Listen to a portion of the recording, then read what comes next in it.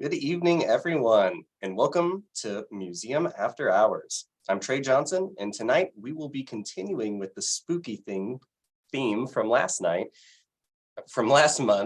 by exploring a history of spiritualism with Katie Keckeisen, Collections Archivist for the Kansas State Archives. Katie received her BA in Forensic Anthropology and History from Wichita State University and her master's degree in Museum Professions from Seton Hall. Her thesis, The Grinning Wall, History, Exhibition, and Application of the Hurdle School Collection at the Mutter Museum, has been cited in several published works. Besides spiritualism, Katie has studied and written about the history of death and funerary practices of the 18th and 19th century. The presentation this evening, Beyond the Veil, A History of Spiritualism, will focus on an age-old question: what happens to us when we die? What started in a cabin in New York with two young girls quickly spread across the globe. Soon, spiritual mediums who claimed they could communicate with the dead could be found in almost every town in the nation. Tonight, you will learn about the emergence of this religious phenomenon, its connections to both the Civil War and World War I, and how it led to a battle of words between the creator of Sherlock Holmes and the greatest magician of all time. So please join me in welcoming Katie Keckeisen. Hello, everyone. Thank you, Trey, for that introduction. As he said, my name is Katie Keckeisen, and I am the collections archivist here at the State Archives at the Kansas Historical Society. As a historian, my focus has always been on kind of the darker or the weirder side of history, and the history of spiritualism is one of my favorite areas. The history of modern spiritualism seems to weave itself through all of the major parts of American history. You have wars, religion, politics, just to name a few. So tonight, I will be giving you a brief overview of the history of the spiritualist movement in America, how it eventually spread to become a worldwide phenomenon, and then I'll talk a little bit more about some specific examples of spiritualism in Kansas history. So without further ado, let me get this started here. Okay, here we go. All right, so modern spiritualism as we know it began in the 1840s in a small town in New York, and it quickly grew to become one of the greatest and some would say the most divisive religious movements of the 19th century. Most historians point to modern spiritualism beginning in 1848 in Hydesville, New York, where sisters Maggie and Kate Fox, seen here, began communicating with a spirit.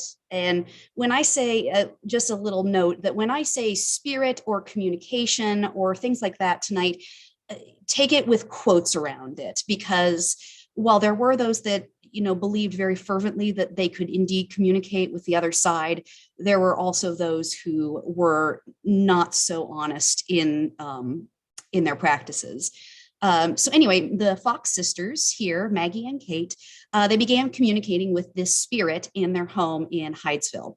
Now, Hydesville, New York is located near Rochester in kind of upstate Western New York State.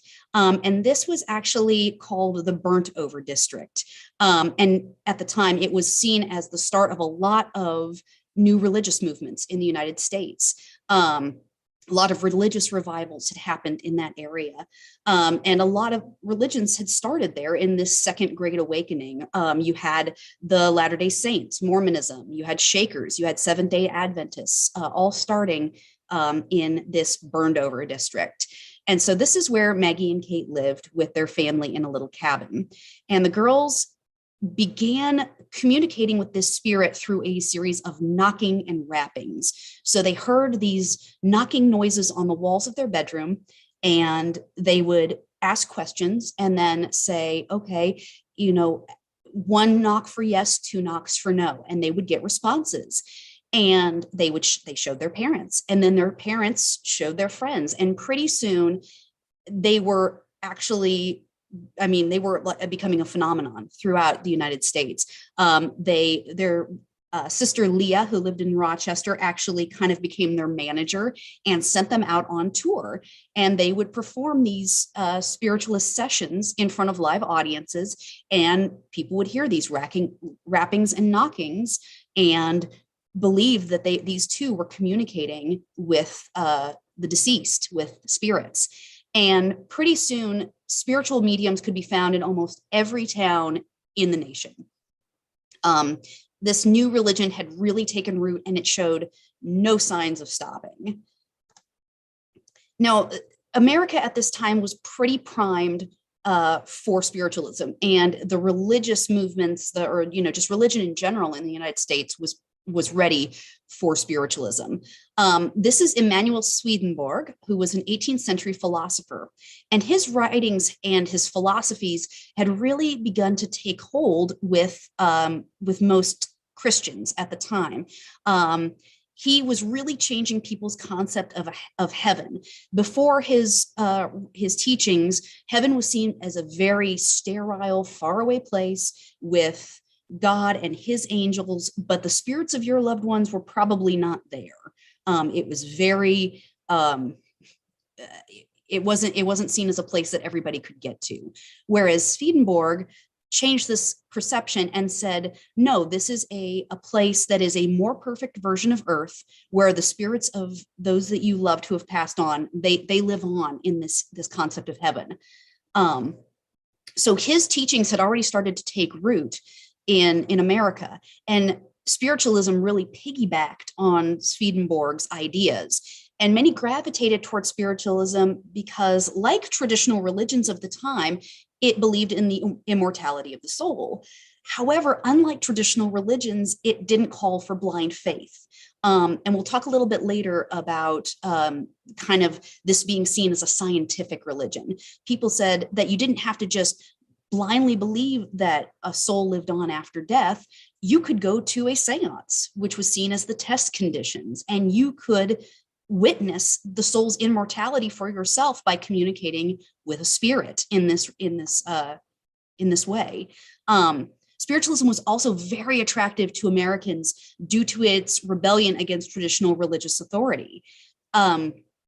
Instead of seeing it as a top-down sort of religion with priests and deacons and kind of a church hierarchy, it advocated for a radical individualism. And this meant that anyone could be a medium, especially women. It was actually believed that women were the best mediums due to their more, quote, delicate, sensitive nervous systems. And this actually meant that spiritualism, besides Quakerism at the time, was one of the only religions that saw women as equals. So for a time, spiritualism was one of the only way that women were allowed to speak in public, as acting as spiritualist mediums, speaking before audiences of people. Female mediums used this as a way to champion the ideas of women's suffrage, equal rights, and the abolition of slavery.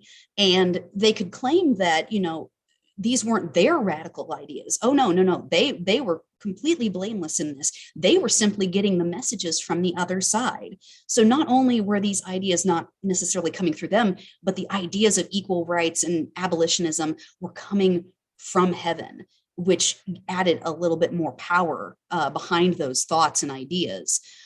This, however, did not stop criticism of female spirit and criticism and condemnation of female spiritualists. Female mediums were often accused of being overly masculine and lacking femininity. This is a political cartoon from Harper's Weekly in 1872 of Victoria Woodhull. Now, Victoria Woodhull, for those of you who don't know, was the first woman to run for president of the United States. She was also a vocal spiritualist, and she was dubbed by the press Mrs. Satan, both for her belief in spiritualism, but also because of her beliefs in suffrage for women and the ideas of free love, all of which were seen as a threat to traditional morals. I really like this political cartoon, not only because it kind of looks like my favorite Disney villain, Maleficent, but because she's depicted as this devil with, horns on her head and bat-like wings, carrying this thing that says, be saved by free love. And behind her here is a woman, and the woman is carrying not only two children, but also what appears to be a very drunk husband on her back. And you can't read it down here, but the caption reads, "Wife with heavy burden, quote, I'd rather travel the hardest path of matrimony than follow in your footsteps." Personally, I think Victoria Woodhull's way seems more fun, but that's just me. Now, spiritualism could have been like a lot of the other kind of new religions of the time that started in the burned over district.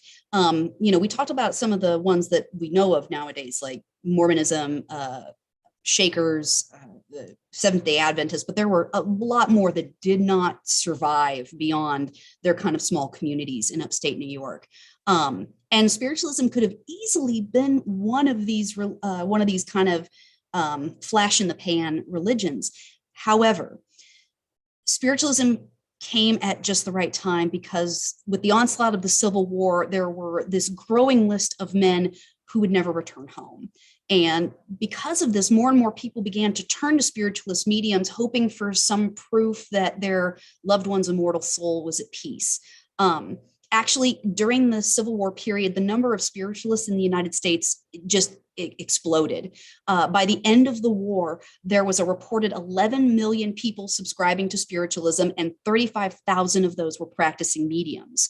Now, for those of you that attended last month's Museum After Hours with my colleague Lauren Gray, you'll know that she discussed the concept of the good death, which really was surrounding all kind of the ideas of death at the time. This meant that all aspects of dying took place at the home. You died at the home, you were laid out at home, your loved ones took care of your body, and then you were carried out to the church and then to the graveyard. Everything was done by your family and by those who loved you. It was very hands-on. The Civil War robbed hundreds of thousands of families of the chance to be by their loved one's side at the time of their death. There was no way to say a proper goodbye. You might not even know where your loved one was buried, besides, one of their comrades saying, I saw him fall and I buried him underneath, an oak tree in this battlefield. So you might not actually ever get the chance to properly bury your loved one. And so grieving mothers and fathers, sisters, wives, they all participated in seances and spirit communication, hoping to receive one last message from their dearly departed. Another thing that kind of made this era just perfect for spiritualism to take off was America's religious beliefs at the time had been very shaken by recent scientific discoveries, such as this one, which is actually this drawing is a showing of the first discovered fossil, which was the right lower jaw of the Megalosaurus. And the Megalosaurus jaw, with the publishing of this drawing of its jaw, and the realization that there were creatures that lived on Earth that we had never seen before as humans, on top of the fact that there were new studies in geology showing that the Earth was far older than the Bible claimed it to be. This was just shaking people's faith to the foundations. And many were clamoring for a religion that could maintain their faith, but also kind of align with these new scientific discoveries. And spiritualism fit this perfectly. Like I said before, it was touted as the scientific religion because you could observe spiritualistic demonstrations or, seances that were produced under test conditions, quote unquote. And so this was a way that, it was aligning with the scientific advancements of the time. Spiritualism was also believed to have healing powers. Medicine at this time, along with other sciences, was really taking off. There were a lot of new scientific discoveries. And so spiritualism hopped on this too. There were those in the movement that were known as spiritualist doctors who subscribed to the ideas of Anton Mesmer, who is seen here, mesmerizing one of his patients. That's actually where we get the term to mesmerize. Mesmer was an 18th century physician who believed that the body was governed by a magnetic fluid.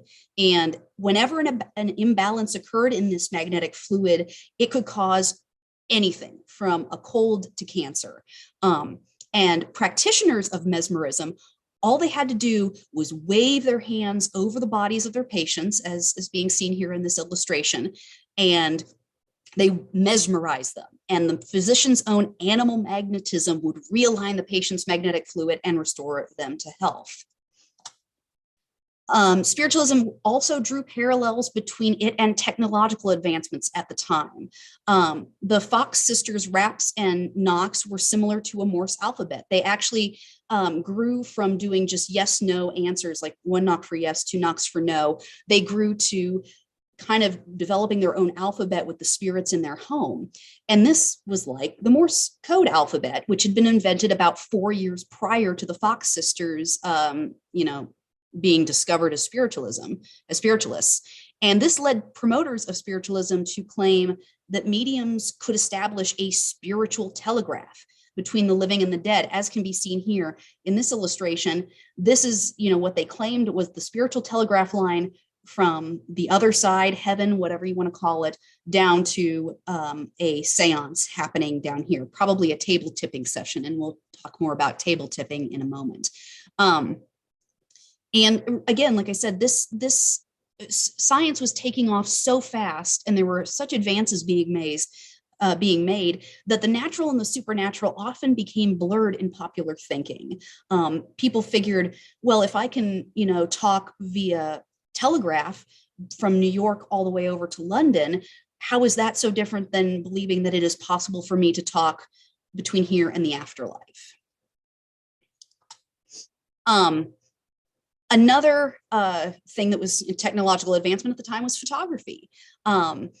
William Mumler, who was a photographer in Boston, he actually started as an engraver and moved on to photography.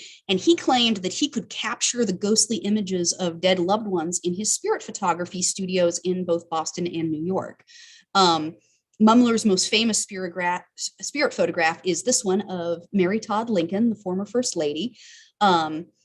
She was, of course, grieving at the time, and she had become heavily involved with spiritualism, not only after the death of her husband, Abraham Lincoln, but even before that, with the death of their young son, Willie, when they were in the White House. She was absolutely beside herself with grief from both the loss of her son and later her husband. It is said, although there is no real proof of it, that both Mr. and Mrs. Lincoln attended seances in the White House trying to contact the spirit of their dead son. And of course, she dove even more into spiritualism after the traumatic death of her husband. And so in 1872, Mrs. Lincoln actually attended Mumler's studio in Boston. And the resulting photograph, which you can see here, you can see it's a little hard to tell, but up here, you can see there is the ghostly reflection or the ghostly image of her husband, President Abraham Lincoln, who appears behind his wife with his hands resting gently on her shoulders. This was actually not only Mumler's most famous photograph, but actually happened to be the last photograph ever taken of Mrs. Lincoln. Now, later on, Mumler was discovered to be a fraud, and nobody could ever quite figure out how he did it, but he was run out of Boston pretty much on a rail, and the same happened in New York. But there was ways, people discovered he was frauds. They realized that some of the ghostly images were actually people that were very much alive, but no one could ever quite put their finger on how Mumler was able to achieve these ghostly images. Now, like I said, this is probably a good segue from there were people that definitely believed that spiritualism was real, that you could communicate with the dead. There were a myriad of people who were looking to make a buck off of the grief-stricken and those in mourning.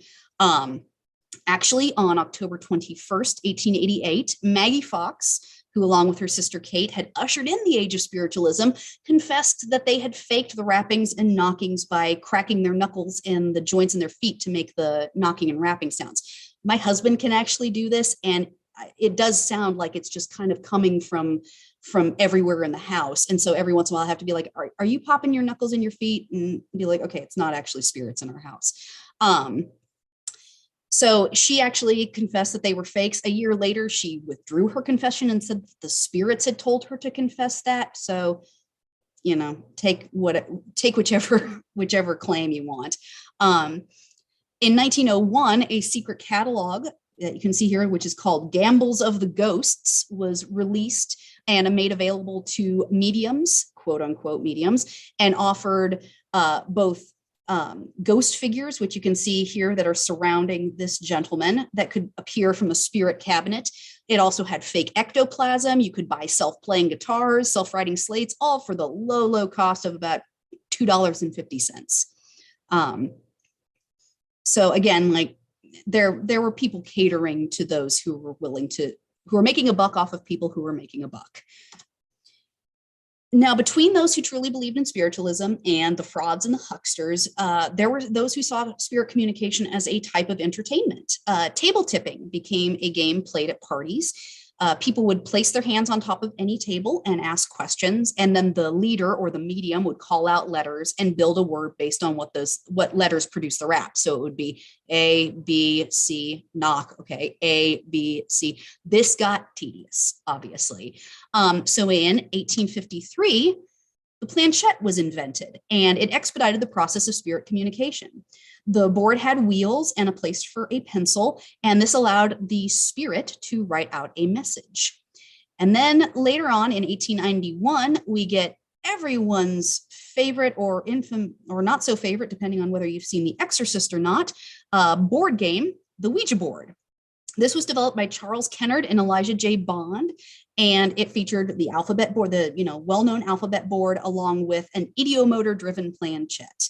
Now, ideomotor is just a fancy way of saying that people were subconsciously moving it.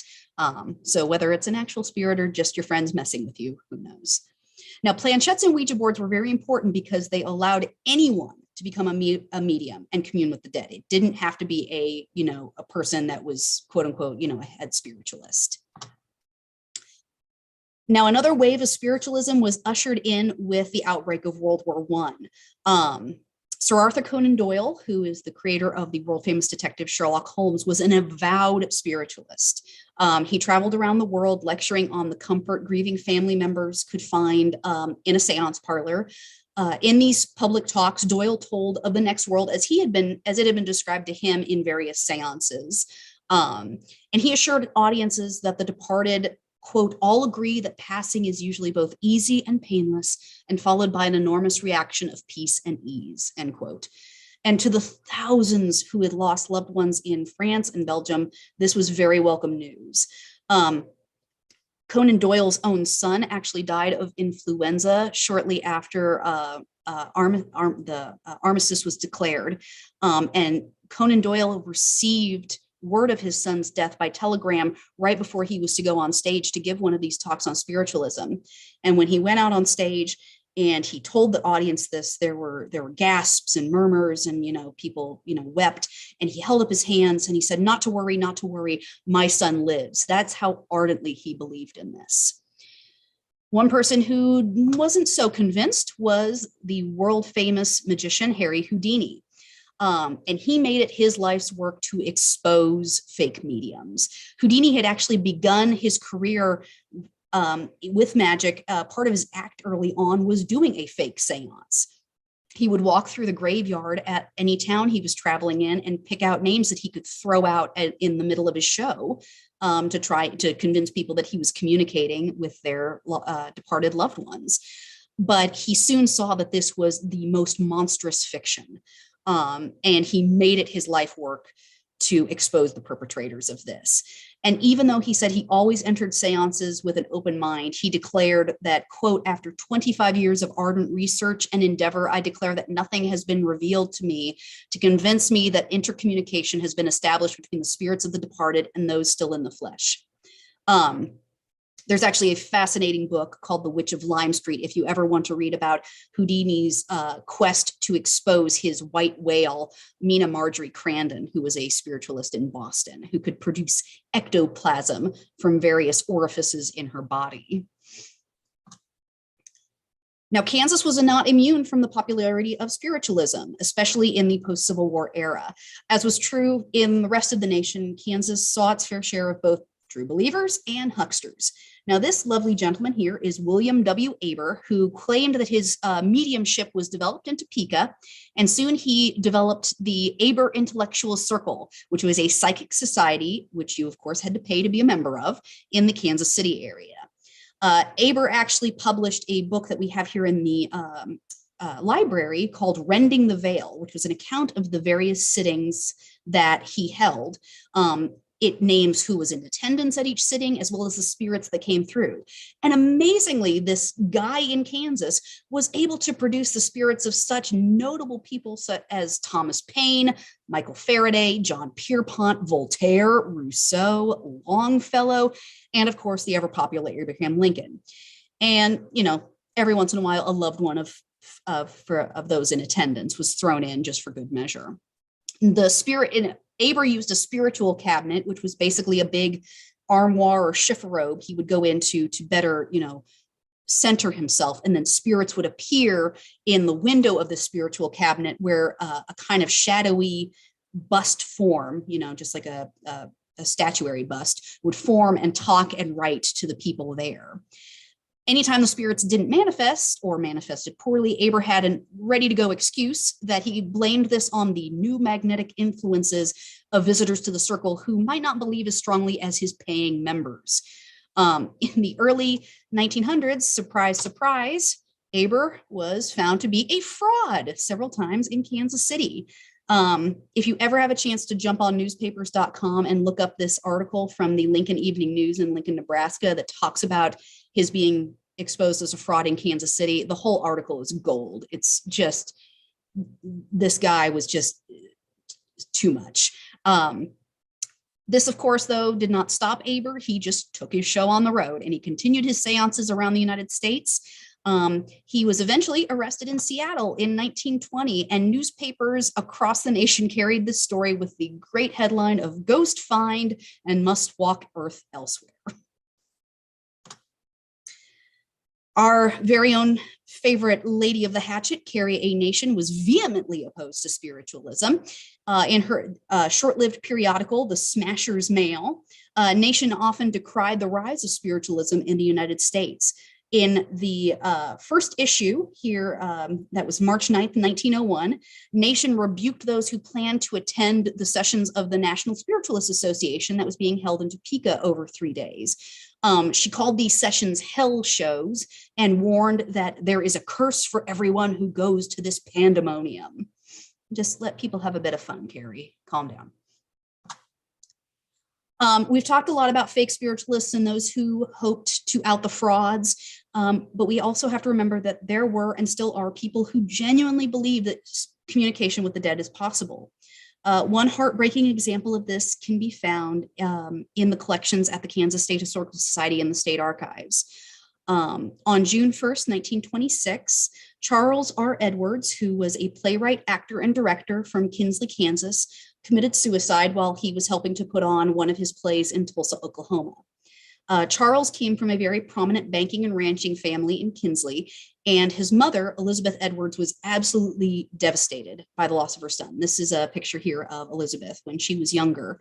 Only a month after his suicide, Elizabeth began keeping a diary of her attempts to contact Charlie, as she called him, in the beyond. And she used automatic writing to contact her son's spirit. This is a process where you put a pencil in your hand and you just kind of let your mind go, and supposedly spirits will then write through you. At first in the diary, no words appear and there's just scribbles. And then on September 24th, the word mother is written clearly. And then as time passed, Charlie communicated more clearly, and often with the help of a spirit guide on the other side named William. Charlie describes to his mother how beautiful the other side is, and how lonely he is, and how he wishes she could be there, or she could be there with him. And early on, he implores his mother to join him. In the February 3rd, 1927 entry, Elizabeth tells Charlie that I can't come until I'm called. And then kind of spookily, Charlie responds, "Yes, you can, mother, just as I did." And remember, he committed suicide. Over time, Charlie has less and less time to talk. These sessions go on over the period of about 2 years, with a total of 107 sessions between Elizabeth and her son. And again, it becomes less and less. The most frequent communication from William, the spirit guide, to Elizabeth is, "Charlie loves you, but cannot come now," or "Charlie has gone, Mrs. Edwards, but will come back soon." And this is one of the pages of the diary. This is actually the next to last session on June 29th, 1928. And you can see the underlined questions, or the underlined pieces, are her questions. And then this is his writing to her, the spirit writing. And you can see that it starts to get a little garbled. And she keeps asking, "That didn't come through. Can you say it again? Can you say it more clearly? Charlie, are you there? Are you there?" And finally, William says, "Charlie has gone now, Mrs. Edwards, but will come soon to talk to you." It is a very heartbreaking read.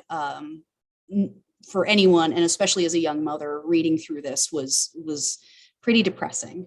But it is a fascinating look at someone who genuinely believed in spiritualism, in contact with the other side, and hoped beyond hope that her son's spirit was happy. Spiritualism still, like I said, still exists today as the National Spiritualist Association of Churches. There are a variety of spiritualist societies. In Kansas, we have the Sunset Spiritualist Church, which has operated in Wells, Kansas since about 1921, and it still holds regular meetings and camps. For the most part, however, spiritual communication has once again become something that's done at sleepovers or with a board game that you can purchase at Target. So that's kind of a brief overview of the history of spiritualism. And if anybody has any questions, I'd be happy to take them. Let me finish. Let's see. Trying to figure out how not to share my screen. There we go. There we go. All right. Yeah, there you go. Well, thank you so much, Katie. That was that was awesome. It was a wild ride. Yeah. I need to know more about being run out of town once people are labeled a huckster or a fraud. Do you have any additional examples or details about what would happen to individuals once they were outed? Mostly, it seems like, especially for Aber, he received, with the one in Seattle, he had to pay a fine and then he had to leave town. It was, and I think for people like him and for William Mumler, there would be, you might be arrested, you might spend a couple of nights in jail, and then you would have a trial, pay a fine, and then pretty much be told, you don't have to go home, but you can't stay here. Right. All right, we've got some great jobs coming in. Okay. All right, they're all rolling in now. Okay, so here's a question from Lauren. Nowadays, parents admonish their children not to play with Ouija boards because they might summon, quote, bad things. Was there anything similar in the 19th century? Not that my research showed. It was actually kind of, I think that, again, our, using the Ouija board in like The Exorcist or Poltergeist, or, even more recently with like Paranormal Activity, those kind of things, that is really what gave the Ouija board its kind of reputation, was more the pop culture aspect in the 1950s, 1960s. At this point, it was just seen as yet another thing to facilitate communication with the beyond. I have to imagine that the invention of those things probably upset quite a few people who claimed that only they had the ability to actively communicate, right? I mean, Yeah. Is there anything that pops up about people being super mad? Yeah, I mean, I think it's again, with the Ouija boards and table tipping, I think because it was seen as more of a that was much more of a party trick, and so I think that was. I read in my research that it was more of a chance to flirt and hold hands in a social setting for certain people than to actually communicate. Interesting. Okay. Yeah, the legit communication usually happened with a medium asking for knockings or rappings, or in these very elaborate spirit cabinets. Can you tell us anything about Kate Bender? I actually didn't look too much into Kate Bender, but I know that she talked about being a medium and someone that can contact the other side. I mean, to me, it's just one more piece of her kind of allure to Right. being, kind of roping people in, being seen as kind of exotic, and because that was the way that a lot of women that were involved in spiritualism were seen. It was either you were exotic or you were not feminine at all. So it kind of depended on what your view of whether you had a positive or negative view of spiritualism. Ethan asks, you mentioned there was a growth in spiritualism after both the Civil War and World War I. Was there also a growth in spiritualism after World War II, or had spiritualism started to decline by then? It had started to decline. We actually, I mean, the interesting things is you do have these peaks of spiritualism after these two major wars, and then World War II, Vietnam, that sort of thing. You don't really have the boom in it anymore.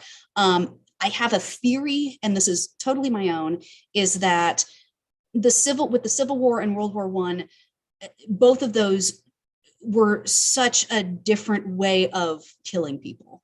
With Civil War, it was no longer just line up as a cavalry charge, or you had cannons, you had more, you had the level of machinery was just different than just bayonet charges or bullets that weren't rifled and would just go off who knows where. And then with World War I, you had even a worse case of chemical warfare, people dropping bombs from the sky, trench warfare. So I think with both of those, we had come up as human beings was just this way of mowing down people in such numbers that we hadn't even fathomed before. Whereas unfortunately by World War II, it was kind of old hat. It was something that was expected. And so it wasn't this jarring loss of life necessarily. Is there any market for a medium nowadays? I mean, I imagine it's probably pretty tough. I think so. I mean, there's definitely still people that you can hire. I mean, feel really bad saying this, but I was just at the Kansas City Renaissance Festival, and there's several people that do palm readings, tarot card readings, right, things of that nature. So but it's more kind of an entertainment thing, and so it's I think the people that do actually subscribe to it, or the people that do say that I'm actually a practicing medium who reaches out, who knows what the validity of that is. But like I said, there's still churches and spiritualist societies that seem like they actively believe in this. Sarah said that she was interested to hear about the intersection between early mediums and abolitionism. Perhaps also some prohibition crossover with Carrie Nation. It could have been, yeah. Of course, Carrie was very much on the side of, no drinking, no spiritualism, no nothing, no fun. I was just gonna chime in. No fun. But you also, I think I have actually heard of people that used their seance sessions to pass booze around, that they would hide things in, the hidden cupboards in their spiritual cabinets, or, other things. And it was a way of kind of, moving the booze around. That's fascinating. Anna asks, do you know how much they were charged when they did get fined? Yeah. Aber, when he was caught, he was fined $50 in costs. So at that time, I mean, that's still a pretty sizable chunk of change. I'm not sure what Mumler was charged, but again, it was pretty much the more the idea of you can't operate a business here anymore. Right. Yeah, your grift is kind of over Yep, at that you're point. done. Get out of town. Sarah, another Sarah asks, did suffrage leaders tend to embrace spiritualism or not want to be associated with it? Great question. It seems to me from what I've looked at that there was a lot of crossover. So if you were involved in the spiritualist movement, you believed in suffrage, in women's rights, in the abolition of slavery, these kind of hot button issues at the time. And this, it seemed like it was very much that those who believed in suffrage also believed in spiritualism. Now, I'm sure that there were those who were like, we want nothing to do with this. This is nuts. But it's kind of one of the all spiritualists were suffragists, but not all suffragists were spiritualists kind of thing. Interesting. Have another question asking about how you got into this topic. What drew you to it? Well, I've always kind of been a kooky person, a little bit unique. And I've always had a fascination with death culture and how people have dealt with the loss of life in history. And spiritualism just kind of became one of my, I kind of got a little sidetracked one time when I was doing research on a totally different project, looking into this as a way that people dealt with such profound grief, and really started diving into it and became fascinated again with the ways that it seems to pop up in every major history subject over time, both here and I didn't really get a chance to hit on it, but spiritualism became a huge thing in Great Britain as well. And so, like with Conan Doyle, Dickens was another person that was very into spiritualism. And so this, just became this worldwide phenomenon of people just trying to wrap their heads around that question of what's next, what's going on. Fair. All right. Comment from YouTube. Thanks for relaying this, Sarah. Other than knuckles cracking, have you personally had an experience in the spiritualist sphere you couldn't so easily explain? Great question. That's a great question. I have always wanted to see a ghost. Always. I am the person that stays at haunted hotels, much to my husband's chagrin. I've always wanted to see a ghost. I did tour the Stanley Hotel about a decade or so ago now. I took a ghost tour. The Shining Hotel. Okay, yep, right, yeah. Park, where Stephen King wrote The Shining, and he based it off of there. And upstairs in the third floor, where during the hotel's heyday, a lot of it was the rooms for the children and their nannies of the rich guests of the hotel. And, kids, unfortunately being kids at that time period, some had illnesses and died in the hotel. And our guide said, does anybody want to hold hands with a ghost? And of course I'm like, me. And so I walked down the hallway to this one part where she said, okay, I'm going to talk to the spirits. And I was like, okay, yeah, sure. I'm kind of like Houdini, where I'm like, I'd love to see it, but yeah, right, lady. And she said, okay, I'm going to invite any of the kids to, hold your hand if you'd like to. And I said, okay, and held my hand out. And it literally felt like I had the flu for about 5 seconds. My arm got hot.